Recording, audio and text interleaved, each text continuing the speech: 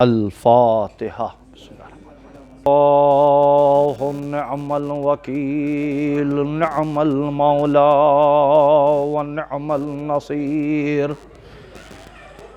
بسم اللہ الرحمن الرحیم۔ الحمد للہ الذی ہدانا لہذا وما كنا لنهتدي لولا أن هدانا الله لقد جاءت رسل ربنا بالحق الصلاة والسلام على أشرف الأنبياء والمرسلين وخاتم النبيين ورحمة للعالمين ومولانا وسيدنا أبي القاسم محمد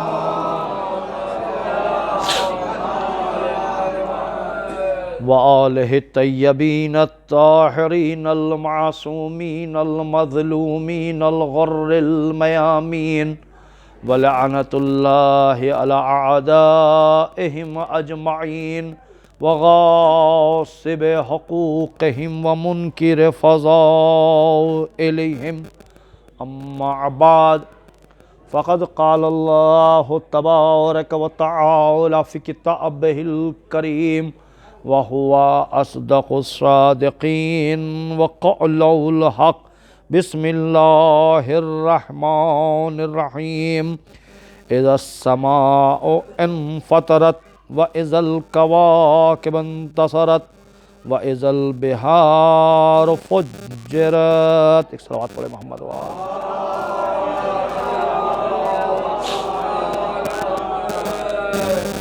عزیزان محترم، ایک مرد مومن کے ایصال ثواب کی غرض سے یہ مجلس اعزا منعقد ہوئی ہے،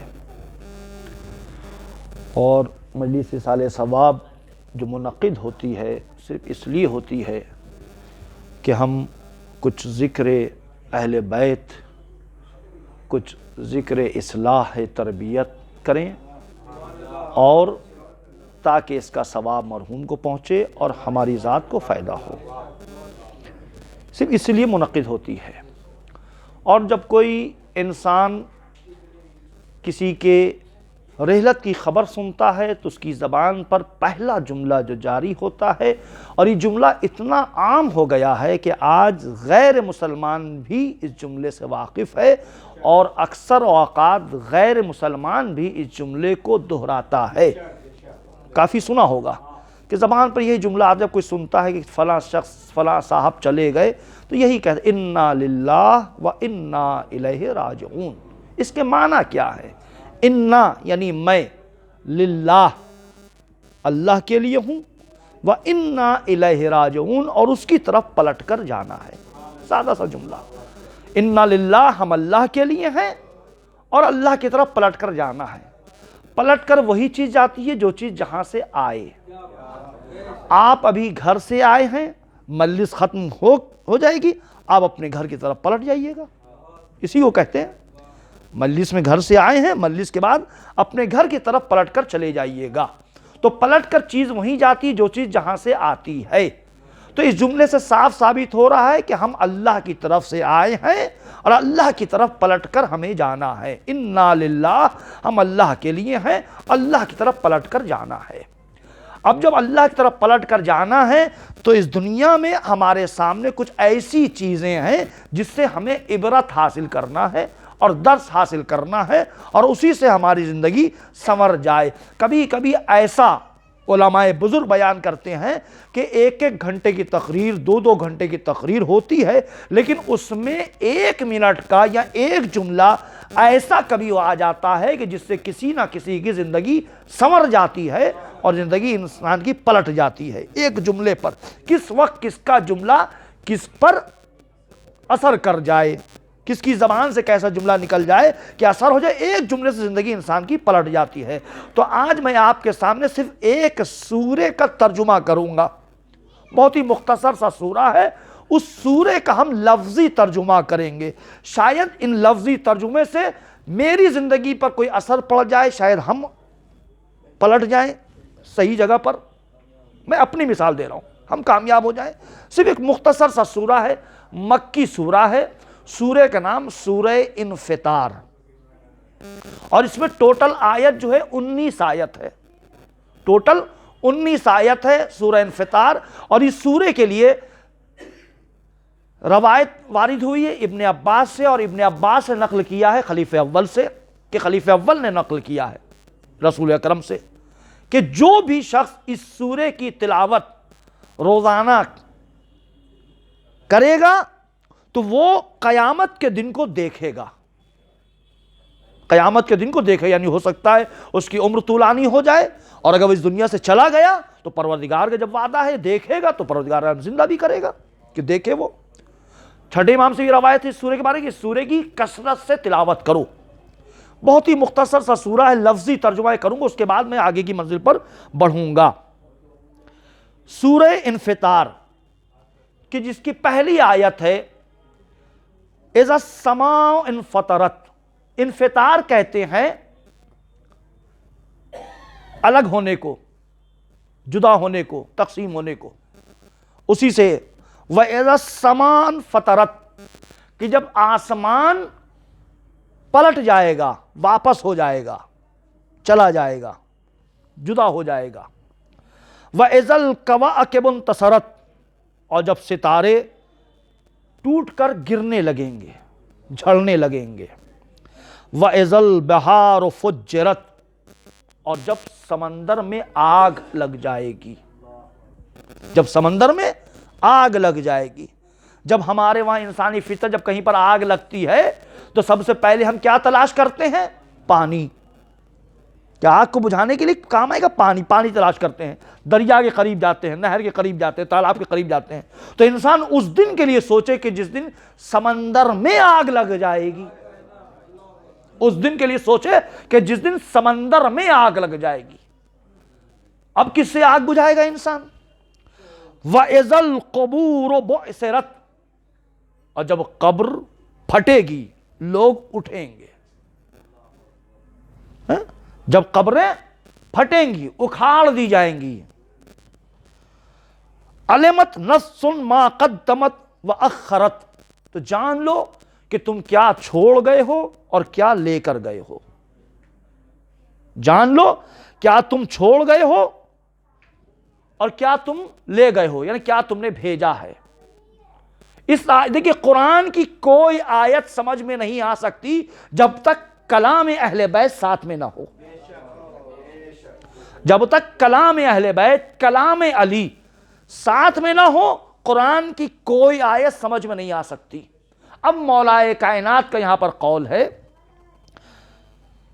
کہ جب انسان اس دنیا سے جاتا ہے تو دو طرح کے لوگ ہیں. دو طرح کے لوگ ہیں. ایک یہ پوچھتے ہیں کیا چھوڑ گیا، ایک یہ پوچھتے ہیں کیا لے کر آئے ہو. مولا کائنات کا قول ہے، اللفظ میرا ہے.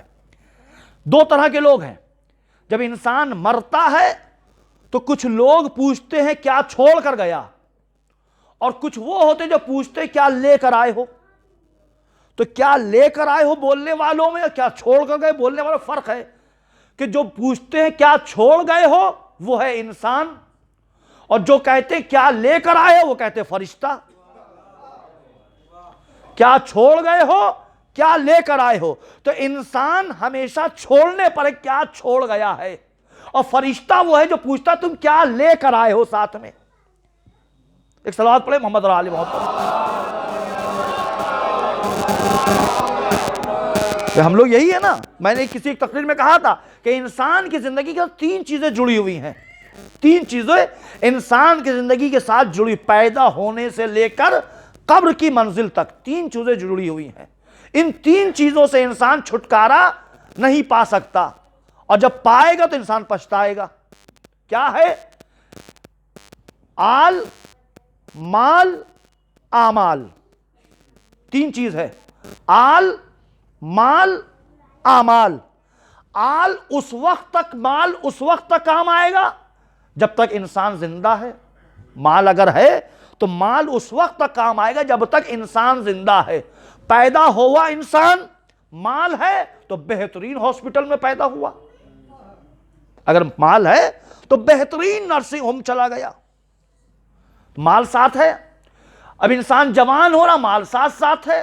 مال ہے تو انسان گمراہ بھی ہو جاتا ہے، اور اعمال ساتھ میں ہے، مال کے ساتھ اعمال بھی ہے تو انسان گمراہ نہیں ہوگا.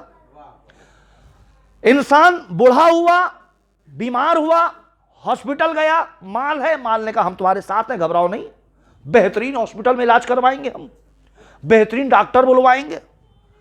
مال ہے.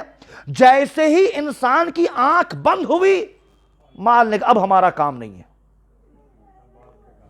اب ہمارا کام، اب تم جانو، تمہاری آل جانے، ہمارا کام ختم. مال نے ساتھ چھوڑ دیا. اب جو آل تھی بچپن سے لے کر اب تک، اس نے کہا ہم تمہارے کام آئیں گے، گھبراؤ مت، ہم تم کو نہلوائیں گے بھی، ہم تمہیں آخری کفن بھی دیں گے، ہم تمہیں قبرستان تک بھی پہنچائیں گے، ہم تمہیں قبر کی منزل تک لے جائیں گے، قبر میں لٹا دیں گے. اور لٹاتے ہی آل نے کہا اب ہمارا کام نہیں ہے، اب تم جانو، تمہارا اعمال جانے. مال نے ساتھ چھوڑ دیا، آل نے ساتھ چھوڑ دیا. اب آل نے چھوڑ دیا اعمال کے اوپر کہ اب تمہارے اعمال تمہارے ساتھ ہے. یعنی مال ایک حد تک رہا، آل ایک حد تک رہا، لیکن اعمال جو ہے انسان کے پیدا ہونے سے لے کر قبر کی منزل، اور قبر کی منزل سے لے کر اس کے بعد والی منزل آخرت تک، اعمال نے کہا ہم تمہارے ساتھ، تم گھبراؤ نہیں. اب انسان کی زندگی میں اعمال اچھے ہیں تو دنیا میں اچھے طریقے سے پہچانا گیا، اعمال برے ہیں تو برے طریقے سے پہچانا گیا. اعمال اچھے ہیں تو اب قبر کی منزل کے بعد اعمال کر گھبرا رہے کس بات کے لیے، ہم تو تمہارے ساتھ ہیں. اور اگر اعمال برے ہیں تو قبر میں جیسے ہی لٹایا اس کو، اور اس کی اولاد نے پیٹھ دکھا کے ہٹے اس کی آل، اعمال برے تھے تو اب انسان وہیں سے پریشان ہے، کیا کرے. تو 3 چیزیں، مال، آل، اعمال. مال کیسا ہو وہ ہمارے اختیار میں چھوڑ دیا ہے. پروردگار نے ہمارے جسم میں پوری ایک لیبوریٹری چیک کرنے کا ہوتا نا، ٹیسٹنگ کا پورا ایک سسٹم رکھا ہے. ہم نے کسی چیز میں ہاتھ لگایا، ہاتھ لگاتے ہی انگلیوں نے بتا دیا کہ یہ چیز سخت ہے یا نرم، گرم ہے یا ٹھنڈی، سخت ہے یا نرم، گرم ہے یا ٹھنڈی. جیسی ہاتھ سے اٹھایا، منہ تک لے کر آئے، فوراً ناک نے بتا دیا خراب ہے یا اچھی، بدبو آ رہی ہے یا خوشبو، سڑ گیا ہے یا اچھا. ناک نے فوراً چیک کر کے باہری بتا دیا. جیسے ہی ہم نے دہن میں رکھا، زبان نے فوراً بتا دیا کڑوی ہے یا میٹھی، کھٹا ہے یا میٹھا. ہم نے جیسی دانتوں سے دبایا، دانتوں نے بتا دیا سخت ہے یا نرم. حلق نے بتا دیا گرم ہے یا ٹھنڈا، ہے نا. ساری چیزیں سخت سے لے کر، گرم سے لے کر، ٹھنڈا، گرم، میٹھا، کڑوا، کھٹا، سب چیز منہ تک جانے تک ہمارے اختیار میں دے دے، تم کو دے دیا، تم سمجھ لو. اس کی ذمہ داری ہم لے رہے ہیں، ہم بتا دیں گے، تم کو اشارہ کر دیں گے گرم ہے، ٹھنڈا ہے، کڑوا ہے، کھٹا ہے، سڑا ہوا ہے، اچھا ہے. ایک چیز خالی میرے اختیار میں دی، وہ کیا؟ حلال اور حرام تم سمجھ لو. حلال اور حرام تم سمجھ لو، باقی ہماری ذمہ داری تمہارے پیٹ میں کیسی غذا جائے. اگر تم چاہتے ہو اچھی غذا تو اچھی غذا جائے گی، بری سمجھتے ہو برا تو ہم تم کو پہلے ہی بتا دیں گے دیکھو بری ہے، ہٹا دو. ایک چیز میرے اختیار میں دی، حلال اور حرام تم پسند کر لو.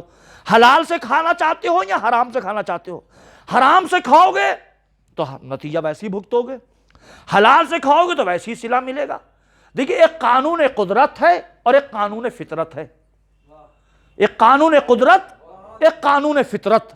قانون قدرت کہیں نہ کہیں نرم پڑ سکتا ہے، نرم آ جائے گا. ہم نے گناہ کیا، اللہ سے استغفار کیا، پروردگار نے کہا ٹھیک ہے ہم تم کو معاف کر دیں گے. قانون قدرت ہے، معاف کر سکتا، اس کے اختیار میں ہے. لیکن قانون فطرت بہت سخت ہے. قانون فطرت جو ہے وہ بہت سخت ہے. وہ کبھی معاف نہیں کرتا. جیسا کرو گے ویسا بھگتو گے. قانون فطرت ہے, جیسا کرو گے ویسا بھگتو گے. تم نے اپنے ماں باپ کے دل کو دکھایا, فطرت کا تقاضا تمہاری اولاد تمہارے دل کو دکھائے گی. تم نے مال حرام کھایا, فطرت کا تقاضا تمہاری اولاد بھی مال حرام کھائے گی. اسی لیے میں کہا کرتا ہوں کہ اگر کبھی ہمارے اجداد کوئی غلطی کر کے چلے گئے ہیں, جہاں ہم اجداد کی نیکیوں کو یاد کرتے ہیں کہ ہمارے دادا ڈاکٹر تھے, ہمارے دادا وکیل تھے, ہمارے دادا انجینئر تھے, ہمارے نانا مولانا تھے, ہمارے ماموں جج تھے, ہمارے چچا فلاں تھے, جہاں اپنے بزرگوں کے نام کے چیک کو بھناتے ہیں ہم, وہیں ہمیں یہ بھی کرنا چاہیے کہ جو غلطیاں ہمارے بزرگ کر کے چلے گئے ہیں ان غلطیوں کو ہم سدھار لیں. کہ ہمارے دادا نے مال لوٹ کر گھر بنا دیا تھا, تم گھر کو واپس کر دیں. ہمارے دادا نے فلاں چیز حاصل کر لی تھی غصبی طریقے سے, تم اس کو واپس کر دیں. ہے نا؟ تو ہمارا فریضہ, جہاں ہم اچھائیوں کو یاد کر رہے ہیں تو ان کی برائیوں کو بھی ہم دور کر دیں. بس زیادہ دور نہیں, آپ 1964 کی بات میں چلے جائیے.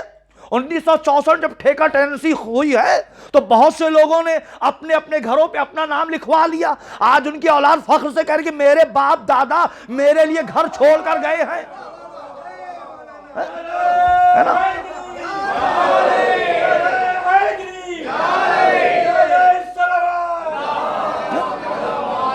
جو بزرگ ہیں وہ بہتر سمجھتے ہوں گے. 1964 جب ٹھیکہ ٹیننسی آئی ہے تو بہت سے لوگوں نے, کافی لوگوں نے اپنے اپنے گھروں پر اپنا نام لکھوا دیا. تو آج تاریخ میں روشن ہے کون سی چیز کس کی تھی, کس کی ہے اور کس کی رہے گی. تو جہاں ہم اپنے بزرگوں کی اچھائیوں کو گردانتے ہیں وہاں اپنے بزرگوں کی ان برائیوں کو صاف کرنا بھی ہماری ذمہ داری ہے کہ ان کے گناہ سے ہم ان کے سر سے گناہ کو کم کر دیں. ہے نا بھائی؟ ظاہر سی بات. اچھا یہ سبھی کو پتہ ہے قانون. تو اب جو ظاہری قانون سمجھ میں آ رہا ہے, ظاہری چیز سمجھ میں آ رہی ہے, کیسے پہچان؟ بھائی ظاہر سی بات ہے, ایک پیالہ, اس میں ایک حلوہ ہے, بیچ میں ایک صاحب نے آ کے ایک انگلی اس میں گھسا دی اور ایک کاجو رکھ دیا کہ یہ جگہ میری ہے, یہ پیالے کا یہ حصہ میرا ہے. تو کیسے ہو گیا بھائی؟ چاروں طرف تو پیالے کے حلوہ ہے, پورا پیالہ, بیچ میں کیسے آ گیا؟ میں جگہ تعین نہیں کروں گا, مثال دے رہا ہوں. جگہ تعین کریں گے پھر ہو سکتا ہے پھر ہم بھی ذمہ دار ہو جائے. جگہ آپ تعین کریے. تو جہاں ہم اپنے بزرگوں کے نام کے چیک کو بھناتے ہیں کہ ہمارے چچا وکیل تھے, ہمارے دادا ڈاکٹر تھے, ہمارے ماموں مولانا تھے, ہمارے دادا یہ تھے, نانا وہ تھے, تو بزرگوں کے نام کے چیک کو بھنانا تو بند کریں. اپنے نام کے چیک کو بھنائیں کہ ہمارا لڑکا وکیل بنے گا, ہمارا لڑکا ڈاکٹر بنے گا, ہمارا لڑکا مولوی بنے گا. کب تک ہم بزرگوں کے نام کے چیک کو بناتے رہیں گے؟ کب تک؟ اپنا چیک بھی بنائیں, ہم اپنا سائن بھی کریں کہ ہم نے یہ کیا, ہم نے فلاں کام انجام دیا. دوسری آیت پروردگار ارشاد فرما رہا ہے, اس میں ایک صلوات پڑھیں محمد و آل محمد پر. وَإِذَا الْقُبُورُ بُعْثِرَتْ, جب قبریں اکھاڑ پھینکیں گی, قبریں اکھاڑ دی جائیں گی. عَلِمَتْ نَفْسٌ مَا قَدَّمَتْ وَأَخَّرَتْ, تم جان لو کیا تم چھوڑ گئے ہو اور کیا تم نے بھیجا ہے. یا ایھا الانسان ما غرک بربک الکریم, اے انسان تجھے کس بات پہ غرور ہے, کس بات پہ گھمنڈ ہے. بربک الکریم, جبکہ تیرا پروردگار جو بہت کریم ہے. کس بات پہ غرور ہے؟ اپنے رب کریم کے, اپنے پروردگار کے کس چیز پر تم اپنے آپ کو دھوکہ دے رہے ہو؟ غرور دھوکے سے ہوتا ہے. غرور کے لفظی معنی دیکھیے, غرور کے معنی گھمنڈ کے, تکبر کے ہیں, لیکن اس کے جب لفظی معنی دیکھیے تو غرور یعنی دھوکہ. غرور انسان وہی کرتا ہے جو اپنے آپ کو دھوکہ دیتا ہے. ہمارے پاس مال, ہم غرور کر رہے ہیں یعنی ہم اپنے آپ کو دھوکہ دے رہے ہیں. تو اپنے پروردگار کس چیز سے دھوکہ دے رہے ہو؟ آج ہم دھوکے میں غرور کر رہے ہیں کہ ہم ہیں تو ہم ہی ہم ہیں, ہم سے مجلس ہے, ہم سے نوحہ ہے, ہم سے مجلس ہے, ہم ہیں تو مجلس کوئی پڑھے گا ہی نہیں کوئی, ہم ہیں تو ماتم ہے, ہم ہیں تو انجمن چل رہی ہے, ہم ہیں تو مسجد میں اذان ہو رہی ہے, ہم ہیں تو مسجد نماز ہو رہی ہے. یہ ہم چھوڑو, ایسے لوگوں سے قبرستان بھرا پڑا ہوا ہے جو یہ سوچتے تھے کہ میرے بغیر دنیا نہیں چل سکتی، وہ چلے گئے، دنیا اور اچھی چل رہی ہے۔ قبرستان ایسے لوگوں سے بھرا پڑا ہوا ہے جو یہ سوچتے تھے میرے بغیر دنیا نہیں چل سکتی، ہم ہیں تو انجمن چلے گی، ہم ہیں تو سینہ زنی ہے، ہم ہیں تو نوحہ خوانی ہو رہی ہے، ہم ہیں تو مجلس پڑھنے والا کوئی ہے نہیں۔ ایسے لوگ چلے گئے، دنیا اور اچھے سے چل رہی ہے۔ آپ بتائیے، آج سے 30 سال پہلے ایک انجمن تھی، 2 انجمن تھی، آج 7 انجمن ہے۔ اچھی ہوئی نا بھائی؟ آج سے 40 سال پہلے صرف 2 انجمن تھی اور کوئی تھا ہی نہیں۔ تو وہ لوگ جو سمجھتے تھے میرے بغیر انجمن نہیں چل سکتی، وہ چلے گئے، آج 5 انجمن کا اضافہ ہو گیا۔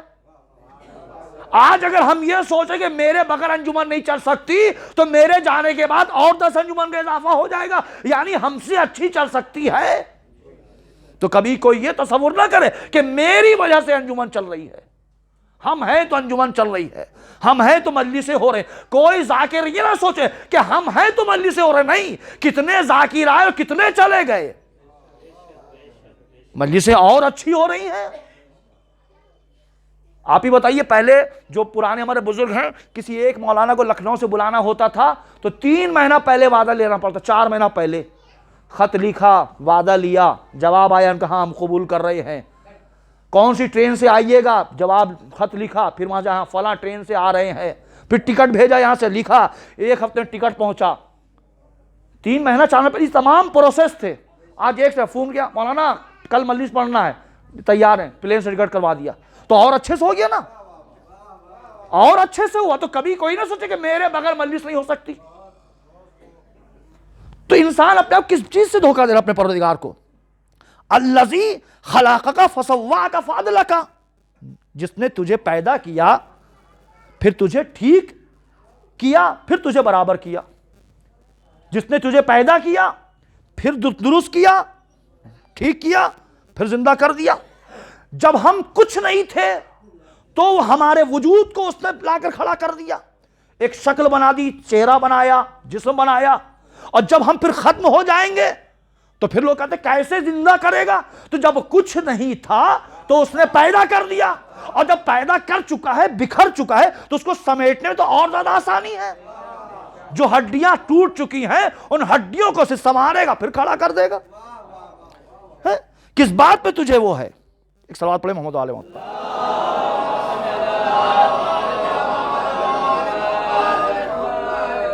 اسی سورہ کی آیت ہے، فی ای صورت ما شاء رکبک، تجھے ایک چہرہ دیا، بنایا، اعضاء کو جوڑ دیا، تیرا وجود آ گیا۔ کلا بل تکذبون بالدین، اور پھر تو اس دن کو جھٹلا رہا ہے، اس دن کو تو جھٹلا رہا ہے، قیامت کی تو جھٹلا رہا ہے۔ وَإِنَّكَ عَلَيْكُمْ لَحَافِظِينَ، یاد رکھو تمہارے لیے ہم نے محافظ قرار دیے ہیں، حفاظت کرنے والے، سیکورٹی گارڈ ہم نے تمہارے لیے رکھے ہیں۔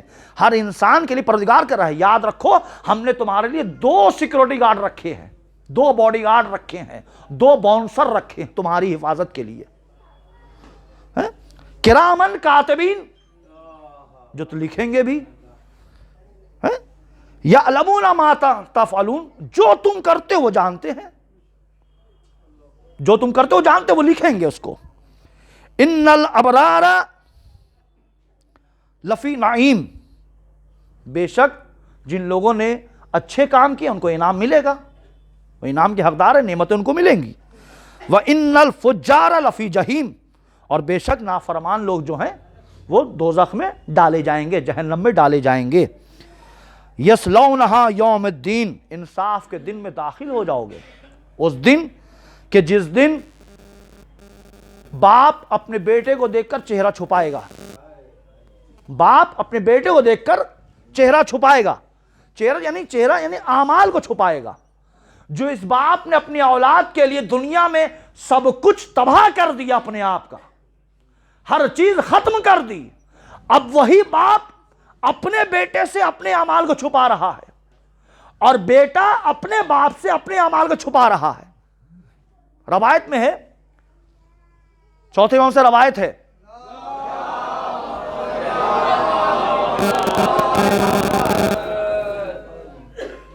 کہ انسان کی 10 نیکیاں ایک کے برابر، ایک نیکی 10 کے برابر.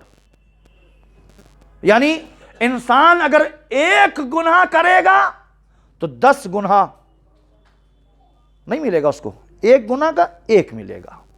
لیکن انسان ایک نیکی کرے گا تو 10 نیکیاں اس کو ملیں گی. اب کسی نے 100 گناہ کیے ہیں اور صرف 10 نیکی کی ہے تو 100 گناہ کہ 100 گناہ کے جزر ملیں گے، اور 10 نیکی کی ہے، 10 نیکی کا 10 100 کے برابر ہو گیا، 100 کے برابر ہو گیا. تو اللہ تو اتنا کریم ہے کہ ہم ایک نیک اعمال کر رہے ہیں تو 10 گنا اجر دے رہا ہے، اور ایک گناہ کر تو ایک گناہ. اسی لیے روایت میں ہے کہ جب حشر کا میدان آئے گا تو سب انسان اپنے اپنے اعمال کو لے کر جب جائیں گے تولا جائے گا کس کے اعمال زیادہ اچھے یا برے ہیں، گناہ کتنے ہیں، اچھے اعمال کتنے ہیں. جب تولا جائے گا تو وہاں پر ایک شخص آئے گا اپنے اولاد کے پاس، بیٹے پاس، بیٹا صرف ایک نیکی اور چاہیے، بس سب برابر ہے، سارے اعمال ہم نے دیکھ لیے ہیں، صرف ایک نیکی ہم کو چاہیے، ایک نیکی دے دے تو ہم جنت میں چلے جائیں گے.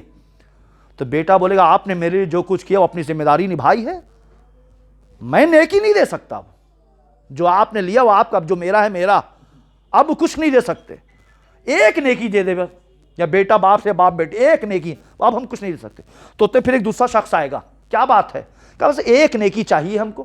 اچھا ایک نیکی چاہیے، لو ہم سے لے لو. تم سے کیوں لے؟ کہا میرے گناہ اتنے زیادہ ہیں کہ ہم تو جہنم میں جا رہے ہیں، لیکن چونکہ ایک نیکی میرے پاس ہے تو اگر ہم نہیں اس سے فائدہ اٹھا سکتے تو کوئی تو فائدہ اٹھا لے، لہذا ایک نیکی تم لے لو، تمہارا کام ہو جائے گا. تو جب وہ نیکی اس کو مل جائے گی تو وہ جانے لگے گا. تو پروردگار مجھے کہاں جا رہے ہو؟ کہا ایک نیکی مل گئی، حصہ برابر ہو گیا، میرا حصہ برابر، ہم جا رہے ہیں جنت میں. کہا جنت میں خالی کیوں جا رہے ہیں؟ جس نے ایک نیکی دی اس کو بھی ساتھ لے جاؤ.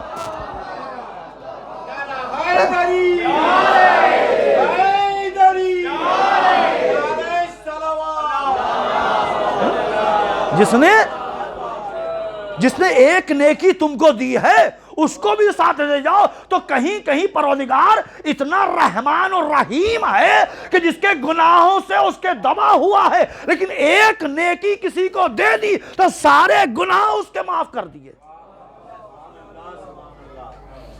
باپ نہیں دے رہی، اولاد نہیں دے رہی ہے، ایک نیکی دی، سارے گناہ معاف. تو انسان اپنے آپ کو سنوارے. روایت میں ہماری دعا ہے کہ تم اپنے اعمال کو سدھارو. یہاں تک رہا کہ جو انسان اذان دیتا ہے تو جب قبر سے اٹھایا جائے گا تو وہ اذان دیتے ہوئے اٹھے گا. جو انسان اذان دیتا ہے، اذان کے معنی خالی نہیں جو مسجد میں اذان دیتا ہے، نہیں، جو اذان دیتا ہے وہ قبر سے اٹھایا جائے گا تو اذان دیتے ہوئے اٹھے گا. یعنی اذان و اقامت مستحب ہے، نماز کے لیے مستحب ہے، لیکن تاکید کی گئی کہ جب ہم نماز پڑھیں چاہے فرادہ ہو یا جماعت، اذان و اقامت دیں. تو اذان و اقامت جب دیں گے اور ہم مر جائیں گے تو جب قبر سے اٹھیں گے تو اذان دیتے ہوئے اٹھیں گے. تو اس لیے اذان و اقامت دینا مستحب ہے کہ ہم فرادہ نماز بھی پڑھ رہے ہیں تو اذان و اقامت دیں. اور پروردگار اتنا رحیم ہے، جب نام اعمال وہاں پر کھولا جائے گا کہ لاؤ اچھے اعمال برے اعمال، اور جب نام اعمال کھولا جائے گا جو انسان کھولے گا اور یہ کہے گا بسم اللہ الرحمن الرحیم، تو جیسے ہی بسم اللہ الرحمن الرحیم کہے گا اس نے اعمال کھولا، پر ارے اس نے تو مجھے یاد کر لیا، اعمال دیکھنا ہی نہیں ہے، جاؤ تم اپنے اعمال نامے کو بند کر دو، تم نے ہمیں رحمان و رحیم پکارا ہے، ہم تمہارے نام اعمال نہیں دیکھیں گے، تم بغیر نام اعمال دکھائے چلے جاؤ.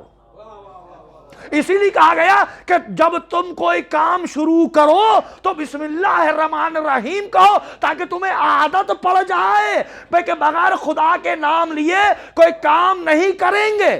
تو جب نام اعمال کھولے گا انسان عادت پڑی رہے گی، تو جیسی نام بسم اللہ الرحمن الرحیم، اللہ کہے گا مجھے رحمان الرحیم پکار رہا ہے، جاؤ تم.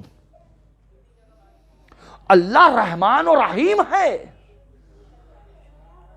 انسان اس وقت کی منزل کو سوچے کہ جب ایک حشر کا میدان ہوگا، ایک میدان آدم سے لے کر قیامت تک سارے انسان ایک میدان میں ہوں گے، امیر غریب پٹھان شیخ سید غیر سید سب برابر ہیں، سب ایک مقام پر ہوں گے، اور ہر کوئی اپنے نامہ اعمال کو چھپائے ہوئے رہے گا، کہیں میرا بیٹا نہ چھن لے، میری بیوی نہ چھن لے، میرا شوہر نہ چھن لے، میری ماں میرا باپ میرا دادا دوست کوئی سب چھپنے اپنے آپ پکڑے ہوئے، دائیں ہاتھ میں اچھے اعمال بائیں ہاتھ میں برے اعمال، دونوں ساتھ ساتھ میں، ایک صف ہوگی، دنیاوی لائن نہیں ہے کہ 2 روپیہ دے کے اینٹا رکھوا دیا پہنچ جائیں گے ہم، 100 روپے دے کے ریلوے کاؤنٹر پہ نمبر لگا دیا ہم صبح 10 بجے آ جائیں گے، میری لائن 200 روپے، یہ حشر کے میدان کے لیے ایک لائن، جناب آدم سے لے کر قیامت تک ایک ہی لائن ہوگی۔ اب جس بچے نے جیسا ہوم ورک کیا ویسا پیپر ہوگا، جو بچہ جیسا ہوم ورک کرتا ہے ویسے ہی امتحان گاہ میں پیپر دیتا ہے، وہ جس نے تیاری کی ہے 1 گھنٹے کا پیپر آدھا گھنٹے میں کر کے چلا آتا ہے، اور جس نے تیاری نہیں کی ہے وہ استاد سے بولتا ہے سر 15 منٹ اور دے دیے، سر 5 منٹ، سر 2 منٹ اور دے دیے بس، تو جیسی تیاری جیسا ہوم ورک ہوگا ویسے ہی ہوگا۔ تو اب جب حشر کا میدان ہوگا ہمارے گناہ اتنے زیادہ ہیں تو کبھی کبھی کسی انسان کو ہو سکتا ہے کہ ایک اپنے نامہ اعمال کو چیک کرانے کے لیے 1 منٹ لگے، کسی کو ہو سکتا ہے کہ 1 سال لگے، کسی کو 10 سال لگے، جیسا نامہ اعمال جتنے گناہ اتنا ہی وہ۔ اب میرا نامہ اعمال کو اچھا مولانا آپ ہیں فردوس محل بناتے ہو، آپ نے اتنے روپے ہڑپ کیے تھے، دیکھ لیا فلاں زمین آپ نے لکھوا دی اپنے پوتے کے نام پر، کون سی زمین؟ وہ فلاں اس کے اس میدان کے پیچھے والی زمین، سارے اچھا نیک اعمال، ہاں آپ نے فلاں کی خیرات کیا تھا یہ دیا تھا، ہاں ٹھیک ہے۔ ابھی جب سامنے آئے گا تو ہم کہیں نہیں پروردگار جی ہم نے نہیں کیا، کہیں فرشتے نے لکھا؟ کہا نہیں فرشتے نے لکھا، کہا فرشتے نے لکھا ہے؟ کہا نہیں فرشتے نے لکھا، اسی تو کہہ رہے فرشتے نے لکھا ہے، کا مطلب کہ اپنی طرف سے لکھ دے گا۔ اچھا اب تک دنیا میں تم گواہ پیش کر دیتے تھے نا، پیسہ دے کر پراپرٹی دے کر گھر دے کر کپڑا دے کر گواہ بن جاؤ، اب ہم کسی گواہ نہیں بنائیں گے، اب کوئی گواہ نہیں، اب جو گواہ ہوگا تمہارے اعضاء و جوارے تمہارے گواہ ہوں گے، تمہارے اعضاء و جوارے تمہارے گواہ بنیں گے۔ اب تک یہ زبان بہت چلتی تھی کہ وقار صاحب ہی نہ پڑھیں گے ورنہ خراب ہو جائے گا، فلاں صاحب صلوات پڑھے محمد علیہ محمد پر،